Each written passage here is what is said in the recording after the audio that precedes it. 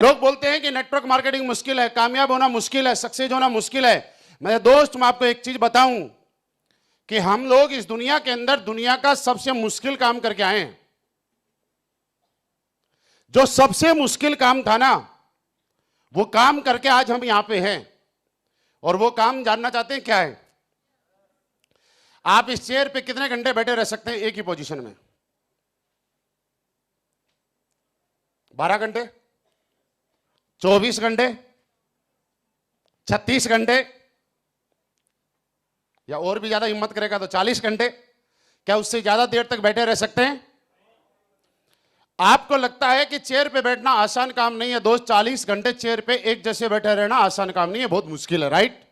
और हम इस दुनिया का सबसे मुश्किल काम एक ही जगह लगातार 9 महीने तक एक ही जगह रहने के बाद, उसी सिचुएशन में रहने के बाद इस धरती पे आए हैं। दुनिया का सबसे मुश्किल काम तो हम लोग पहले ही कर चुके हैं।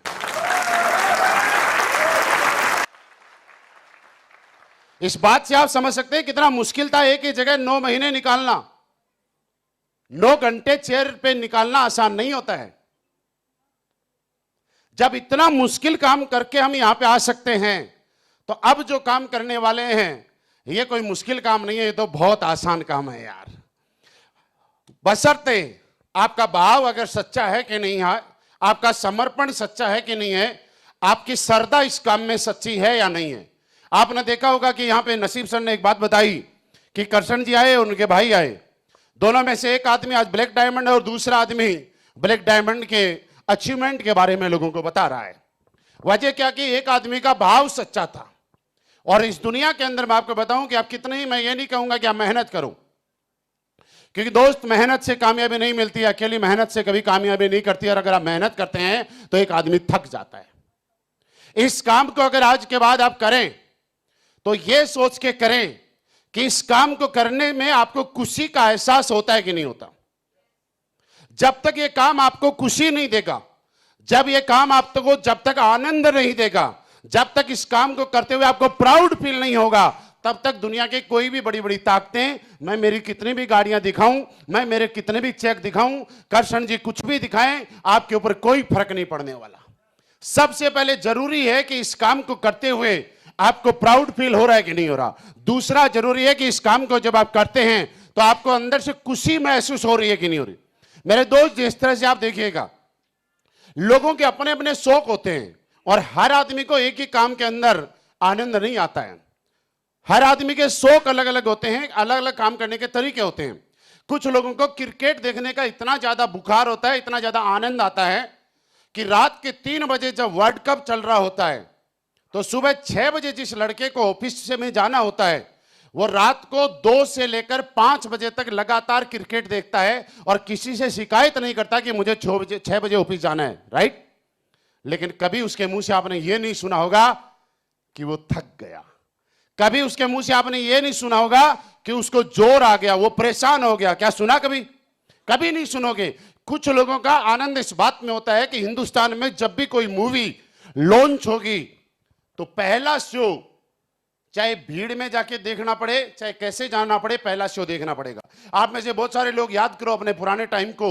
आज के टाइम में पीवीआर आ गए, आईनॉक्स आ गए, जहां पे हम लोग मूवी का टिकट बुक किया करते हैं और ऑलरेडी एडवांस बुकिंग हो जाया करती है, सीट बुक हो जाती है। पुराने टाइम में ऐसा नहीं हुआ करता था। हॉल के बाहर एक काउंटर रहा करता था और काउंटर के बाहर कुछ लोग पहले शो के अंदर दादागिरी से जाते थे। जिसके पास दम ज्यादा, ताकत ज्यादा, वो आगे हाथ देके वो टिकट खरीदता था। लेकिन खरीद नहीं पाया, लेकिन जिसका शौक था कि मुझे मूवी का पहला शो देखना है, वो ब्लैक में टिकट लेके भी देखा करता था या नहीं देखा करता था?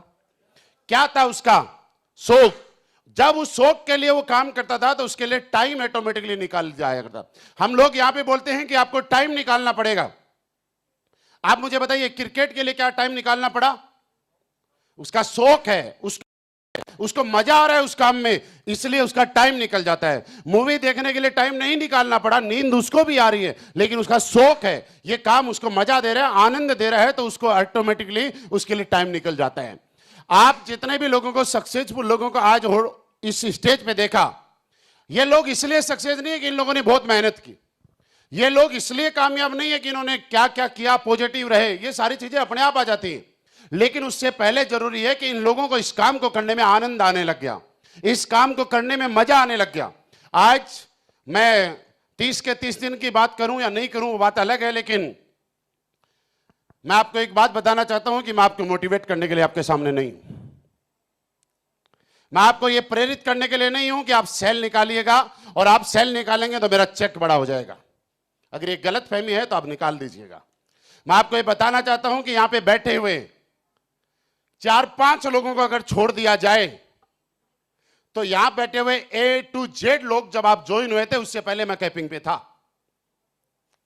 मुश्किल से 3-4 लोगों के अलावा सब को छोड़ देता हूं तो यहां पे बैठा हुआ हर आदमी जब इस हॉल में आया था, इस मीटिंग में आया था, किसी भी पहली AWPL की मीटिंग में आया था, जब पहली बार फॉर्म भरा था, पहली बार रजिस्ट्रेशन कराया था, उससे पहले से मैं कैंपिंग पे था, उससे पहले से मैं जैगवार में हूं। तो ये बात बिल्कुल निकाल दीजिए कि आज मैं आपके सामने आपको मोटिवेट करने आया हूं। नो, मैं आपको यह कहने आया हूं कि आप सेल ज्यादा भेजिए। मैं आपको यह कहने आया हूं कि आप सेल ज्यादा भेजोगे तो मेरा चेक बड़ा बनेगा। तो यह बात आप निकाल दीजिए। मैं आपके साथ निस्वार्थ भाव से आपके सामने हूं। मैं आपसे जो बात करता हूं मेरे किसी भी स्वार्थ के लिए नहीं, मैं निस्वार्थ भाव से काम कर रहा हूं, वो इसलिए कर रहा हूं और आपको भी करना चाहिए। आज जब लोग मुझे पूछते हैं कि सर इतना बड़ा नेटवर्क हो गया, क्या वजह है कि आप 30 के 30 दिन ग्राउंड पे रहते हैं? मैं आपको भी बताऊं कि मेरे घर में मैं मुश्किल से महीने में 4 से 5 दिन रह जाऊं तो बहुत बड़ी बात है। 25 से 26 दिन होटल में रहने का मौका मिलता है। मतलब होटल में घर की तरह रहते हैं और घर में होटल की तरह रहते हैं। घर में जाते हैं, जब कपड़े गंदे हो जाते हैं तब वो कपड़े बदल के बैग में चेंज करके ले आते हैं। मैं कल मेरे बैग को देख रहा था और बैग को देखने के बाद मेरे मन में ख्याल आया कि लोग पूरे जीवन के अंदर इतनी बार फ्लाइट में नहीं बैठते जितनी, उससे ज्यादा बार तो मेरा बैग जो है वो फ्लाइट की यात्राएं कर चुका होता है। वो भी सोच रहा होगा यार किस खुश नसीब वाला हूं कि मैं कितनी बार फ्लाइट की यात्रा कर रहा हूं। लेकिन ये है, यहां पे जितने भी लीडर हैं मैं उनको ये कहना चाहता हूं कि मेरे दोस्त, काम यहां पे जैसे बताया गया था वैसे करना ही पड़ेगा। आप लोगों की तरह मैं इस इंडस्ट्री के अंदर आया था। मैं रहने वाला यहाँ आपके पास का ही हूँ, सीकर डिस्ट्रिक्ट का रहने वाला हूँ। मैं इसी जन्मभूमि आपकी है, यही जन्मभूमि मेरी है, यही रेत पे मैं पल बढ़ा हूँ। बचपन में क्या क्या किया, क्या क्या नहीं किया वो बात नहीं बताना चाहता।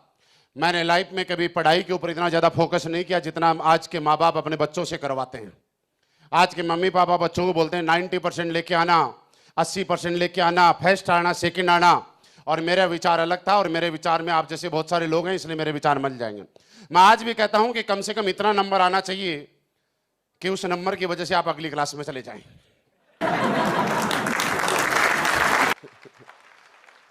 कि देखो भाई, मेरा मानना, सारा आदमी का मानना अलग अलग है। मैं कोई अगर 7वीं क्लास में है और 98 लेके आया, कौन सी क्लास में जाएगा? अच्छा, कोई 7वीं क्लास में और 34% ले आया, 33 पे होता है ना पास, हमारे टाइम में तो होता था, अब आगे पीछे हुआ और फिर कम पड़ जाता तो ग्रीस भी लग जाता है।